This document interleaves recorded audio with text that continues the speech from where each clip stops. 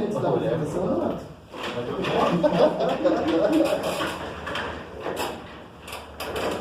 Você vai rolar a apresentação do jeito que eu estou aqui atrapalhando. Por que não tá ligando? É modelo antigo, tem que ligar na tomada? Não, tá ligado. Esse monitor liga aqui, não. Qual que é esse? Esse aqui não.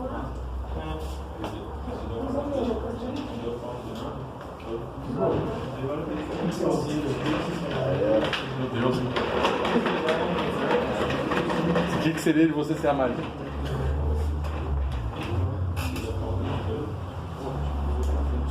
É o jogo do One Punch Man. Ninguém. Porra, eles morrem assim. Como é que é o jogo do One Punch Man? Isso é muito sem graça. Deixa eu ver se dá pra ler aqui. Você não joga com Acho que agora dá. O conselho é sempre usar fundo preto com a letra branca para subir. Pegar a equipe do Punch. Bom,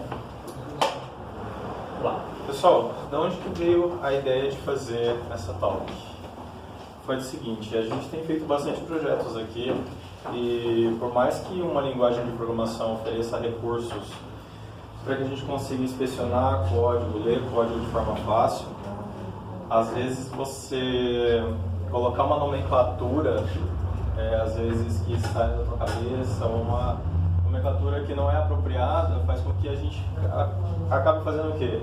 Dando o famoso inspecionar no código, ficar dando command F, ficar tendo que interpretar o que o código está fazendo. Às vezes a gente tem que sair do código, ler o banco de dados para entender que tipo de dados tem armazenado para a gente entender o que um método faz.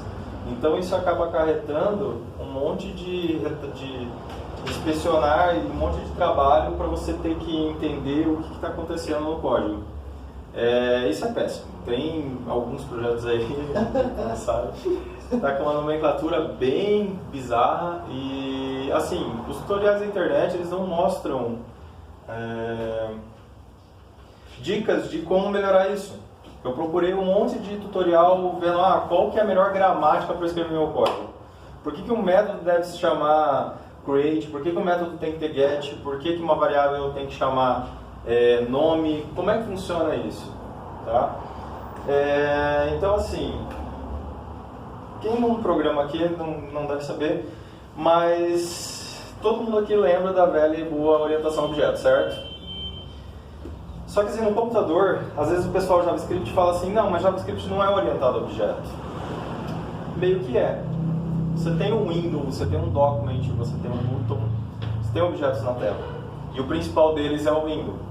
E o window que armazena todas as variáveis que a gente cria. Tá? Então, assim, quando a gente pensa em nomear uma variável, a gente tem que pensar em objetos. Como isso? Por exemplo,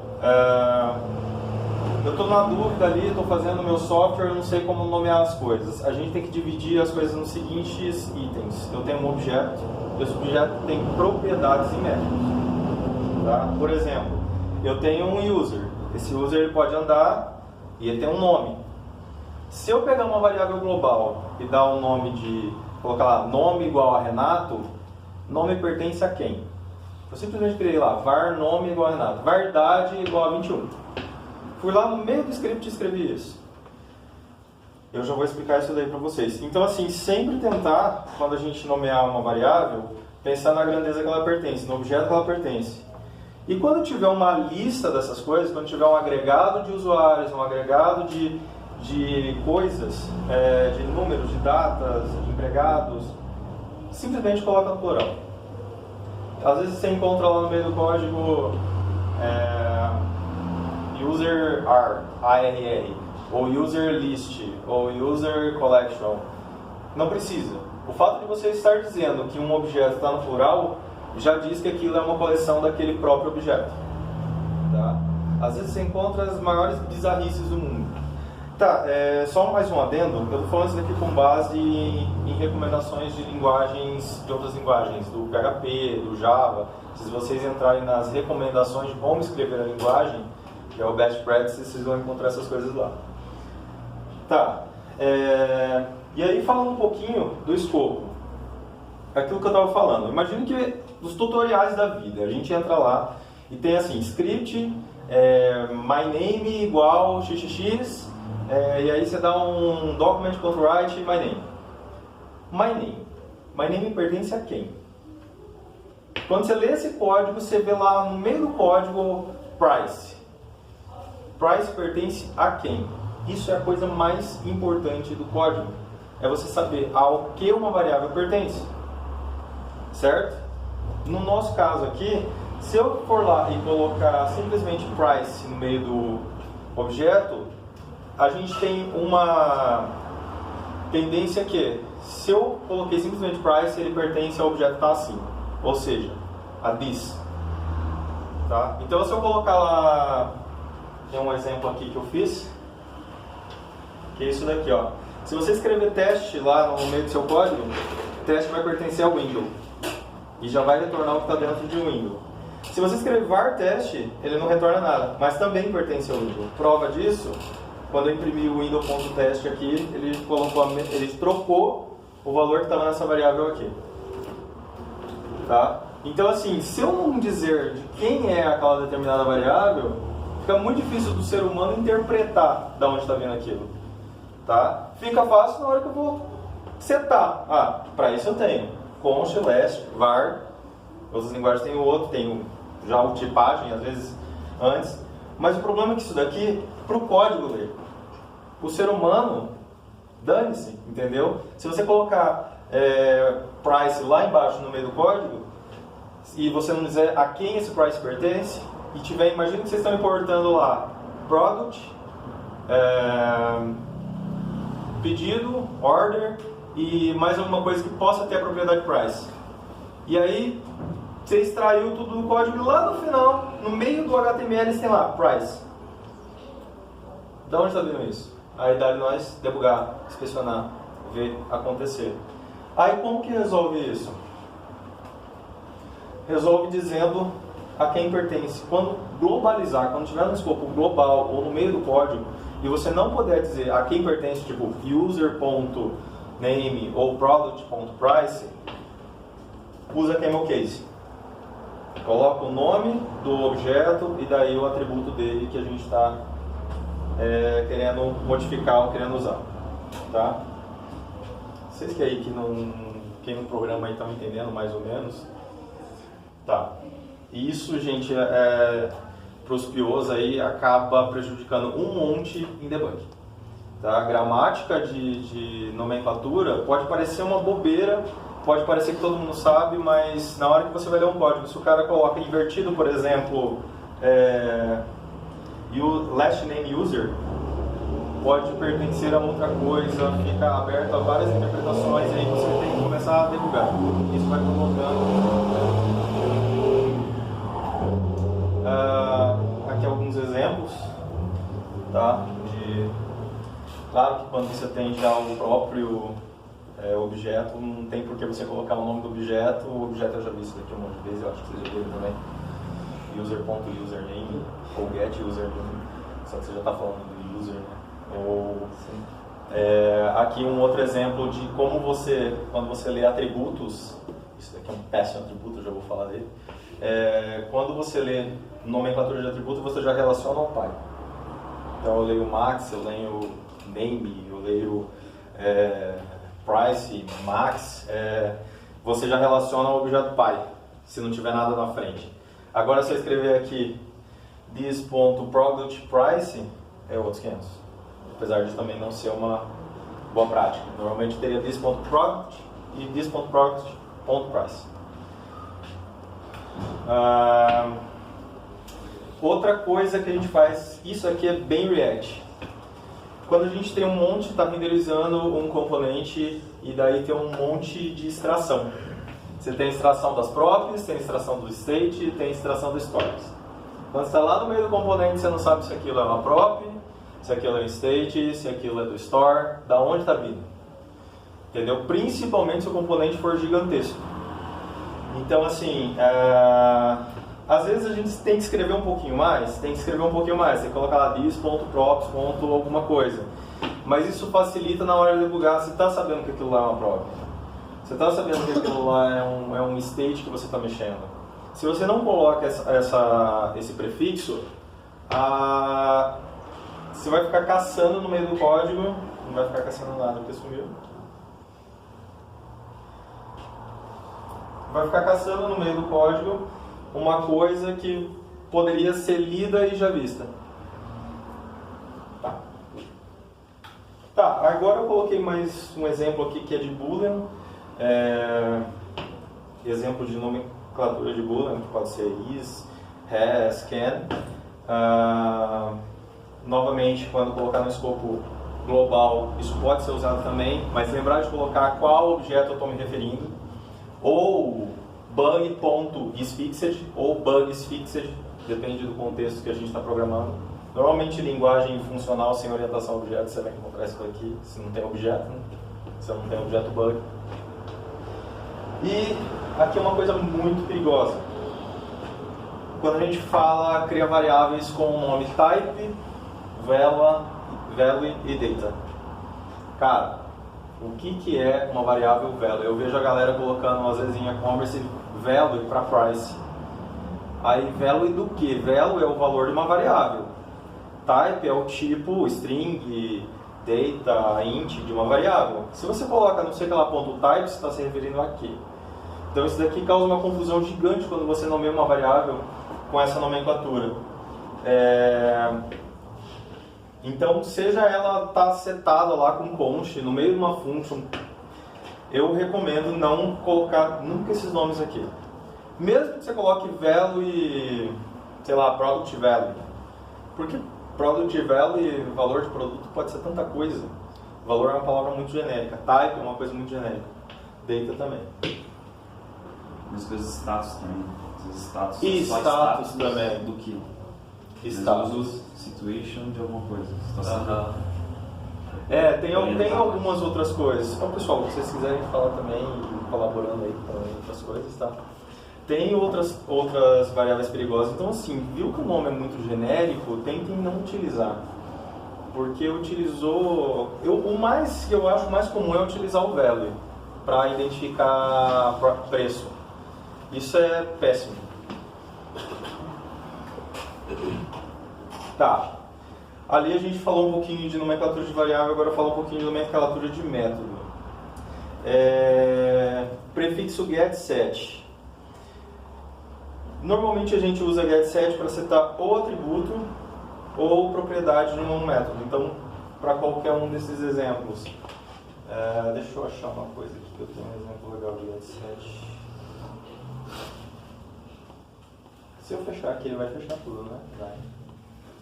Tá bom.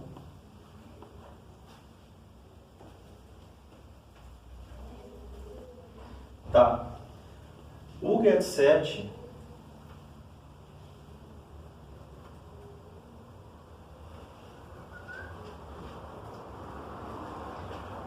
tem um exemplo aqui, eu esqueci de colocar lá. Segue aquele mesmo princípio de quando você está fazendo um getUser, user.name. Não tem sentido nenhum você fazer um getUser_firstName, por exemplo.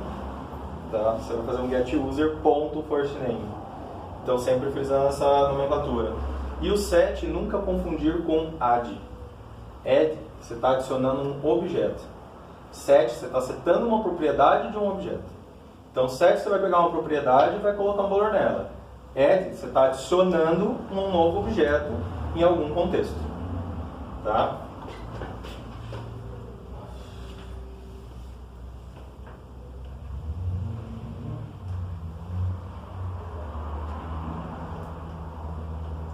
Tá, prefixo on. Agora a gente vai começar a falar um pouco mais lá pro lado do React. On, cara, tem um monte de recomendação que diz que você não deve colocar on change, on selected, on alguma coisa em um atributo. A gente usa só em objeto. Um objeto ele muda, um objeto ele sofre um evento. Um objeto ele tem um evento. Só que um atributo desse evento, a partir do momento que você colocar, você está disparando já um evento num lugar que não deveria, tá? Um atributo não sofre, ele pode sofrer uma alteração de mutation, alguma coisa muito subliminar de HTML. Mas em modos gerais, em linhas gerais, normalmente quem sofre eventos é o próprio objeto. E aí com isso, dá pra gente ir cavucando um pouquinho na programação, descobrindo o seguinte. Em métodos eu posso ter make, toggle, change, fix, mark, group, e a gente normalmente usa essas coisas como prefixo de método. Esses prefixos, eles ajudam a gente a descobrir qual escopo deveria estar esse método, ou da onde ele deveria estar empregado. Por exemplo, se eu criar alguma coisa chamada toggle name, tá? Toggle name é o que? Provavelmente é uma função do meu objeto user. E deve retornar alguma coisa? Toggle? Não, né? O que eu vejo de toggle com return?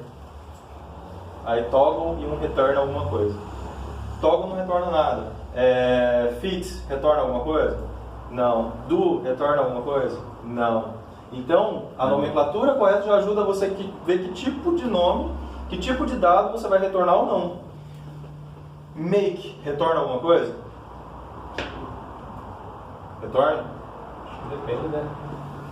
Se é uma parada estática, tem que retornar, senão não. Isso, exatamente. Make e create são... Tem um cabinho aí como contato. São coisas bem... Tá foda, gente. Voltou, fica assim. Voltou?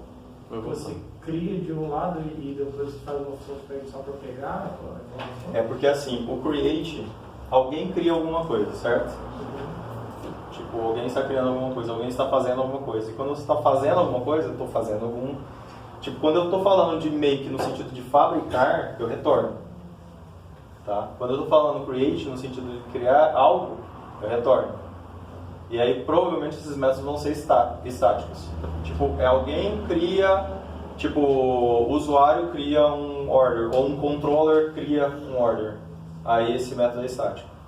Ou make order, tá?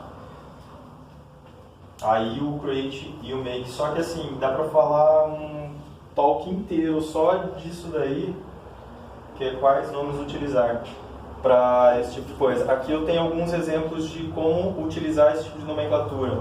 Tipo toggle, button, active.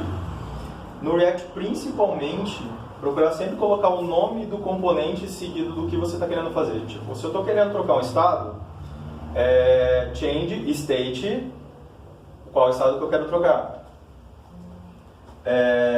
Se eu estou querendo, por exemplo, aqui, change state product price visible. Tá?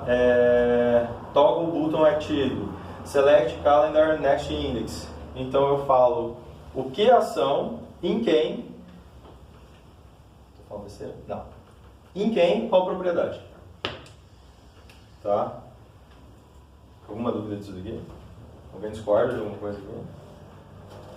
Tá? Então isso daqui dá para se tornar uma regra. A gente pode usar uma regra aqui dentro. Tipo handle. Handle é um útil. Handle o quê?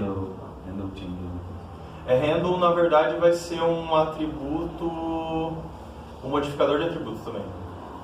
Ele vai modificar um atributo, por exemplo, product max handle. Ao invés de ficar passando um change para frente, passa o handle change. Handle. Não handle. Não. O handle eu vou falar mais pra frente. O handle é outra coisa. É outra cagadinha que a gente faz aqui. Tá? E é justamente agora que eu vou falar dele. E aí assim, os objetos disparam on, tal, beleza. Galera, um objeto, ele executa um evento, tá? Ele tem os eventos dele, ele tem os métodos dele, on, button, change, on alguma coisa. Quem vai manipular isso daqui, manipular o quê? Handle. Então, um button, um list item, alguma coisa, sempre vai ser on, click, list item, on, button, click, on, alguma coisa. Se você vê aqui um elemento com handle product, não faz sentido nenhum. Tá? Porque você já está criando uma instância de um objeto que já está manipulando alguma coisa. Um atributo do Exatamente. objeto. Exatamente. Então aqui você vai escrever button on product price change e aí você vai ter o handle handle button product price change, tá? E o handle, sempre que utilizar ele, que a gente utiliza bastante, é legal colocar handle qual elemento, tipo handle list item, o que? Product price change. Por quê? Porque daí a gente tem muito código aqui dentro que está assim, handle click. E aí lá dentro do elemento, você tem list, você tem button, você tem tudo quanto é coisa clicável. Então aí você vai ter que fazer o quê? Você vai ter que achar onde está sendo utilizado o handle click para daí saber. Agora se você colocar assim, ó, handle avatar click, já sabe que é um clique que está dando ali no avatar, entendeu? Ou handle form name change, tá? Então é muito importante. O fato de utilizar uma nomenclatura específica para essas coisas faz com que a gente saber também escopo. Vocês viram que dá para a gente saber também se uma coisa é estática, se uma coisa pertence a um objeto, se o objeto deve ser declarado em algum lugar. E na hora do debug vai vir a função com o nome certinho da posição, onde que está. Exatamente. Você vai direto no ponto onde está o problema. Exatamente. Toda a intenção dessa apresentação é justamente isso. É quando a gente está programando, a gente pensa, não, mas já tem o const, o let, já está dizendo o escopo que está, já está não sei o quê. Só que o ser humano não lê assim. O ser humano lê, tipo, às vezes você tem um código muito grande, o que já é errado também, e aí você fica tentando garimpar onde estão as coisas. E se tiver um nome ruim, a gente demora séculos para debugar. E utilizando uma nomenclatura correta te dá até a possibilidade de não colocar comentários. Olha só que coisa boa. Só que aí ninguém coloca comentário em nada mesmo, né? De qualquer forma. Agora você imagina uma situação que não tem a nomenclatura correta e não tem comentário nem nada. Aí, assim, o Israel foi elogiado internacionalmente por ter documentado todo o código. Ah, é? Pois é. Tudo bem que tinha um inglês portunhol em algumas nomenclaturas ali, mas que deu boa. Sim, e assim, ó, às vezes a gente está escrevendo um código para fora ou para uma outra empresa de terceiro e tal, e a gente nem se dá por conta de que a gente está colocando um handle click num lugar que tem 400 milhões de cliques, onde tudo é clicável, tá? E aí o que a pessoa vai olhar? Vai falar, cara, esse cara, principalmente se você estiver falando lá fora, por quê? Porque eles usam a sintaxe da própria língua inglesa para criar o código. E a gente às vezes não se liga nisso, tá? Uma coisa que eu não falei aqui anteriormente também é tomar cuidado com coisas quantitativas. Max, count, cara, é impossível. Max, count, min, set max, set count. Cara, o que é count? Count o quê? Sabe? Tem muita gente que troca count com amount, que é quantidade de uma coisa com contagem de alguma coisa. Tá? Então só o count com amount no bolão, por exemplo, deu um bafafá que vocês não fazem ideia. Tá? O negócio era a quantidade de alguma coisa e o cara colocou count, como se fosse um contador. Tá? E assim, o próximo, a gente está fazendo, o Alexandre está me ajudando bastante até revisar esses conteúdos aqui, que é o seguinte, o próximo é falar um pouquinho de design patterns, tá? E como você pode gerar um design pattern através de uma nomenclatura, que dá para fazer isso. Cara, chegou o CBD. Chegou o cara da TI. Sei lá, mano. Chama o pessoal da informática aí. Então, a ideia é, gente, se preocupar bastante com isso daqui. E... eu não sei se já pode perguntar. Pode. Vocês vão colocar em algum lugar para isso ser consultado caso a pessoa esqueça? Vamos, eu coloquei isso aqui no slide, os slides estão horríveis, mas eu tenho um documento bonitinho, com todas as regras. Tem um esquema de pessoal botar no bot, né? Tá. Botar no bot do Slack. Consultar. E eu vou colocar no wiki isso daqui.